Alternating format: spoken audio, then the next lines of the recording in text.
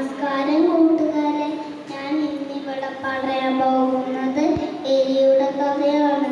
കഥയുടെ പേര് ചുണ്ടലിക്ക് പറ്റിയ അമളി. ഒരു ദിവസം ഒരു എലി വിശന്ന് വലഞ്ഞ് നടക്കുകയായിരുന്നു. കുറേ ദൂരമെത്തിയപ്പോൾ നെല്ലിൻ്റെ മണമടിച്ചു.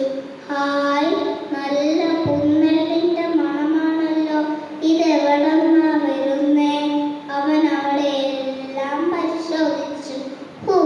രക്ഷപ്പെട്ടു. ഒരു കുട്ടയിൽ നിറയെ നെല്ലിരിക്കുന്ന അവൻ കണ്ടു. കുട്ടയിലെ ചെറിയ ദ്വാരത്തിലൂടെ അവൻ നുഴഞ്ഞു കയറി. അവൻ ആർത്തിയോടെ നെല്ല് തിന്നാൻ തുടങ്ങി. വയറു നിറഞ്ഞു, ഇനി പോകാം.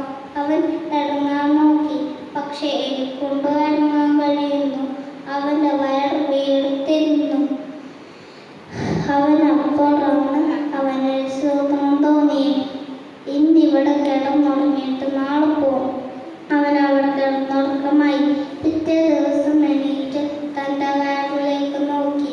വീർത്തിരുന്ന വയർ അല്പം കുറഞ്ഞിട്ടുണ്ട്. ഇനി പോകാൻ പറ്റുമായിരിക്കും. അവൻ ഇറങ്ങാനൊരുങ്ങി. അവൻ പിന്നെയും ഒന്ന് ആലോചിച്ചു. എന്തായാലും പോവുകയല്ലേ, കുറച്ചുകൂടെ നെല്ല് തിന്നിട്ട് പോകാം.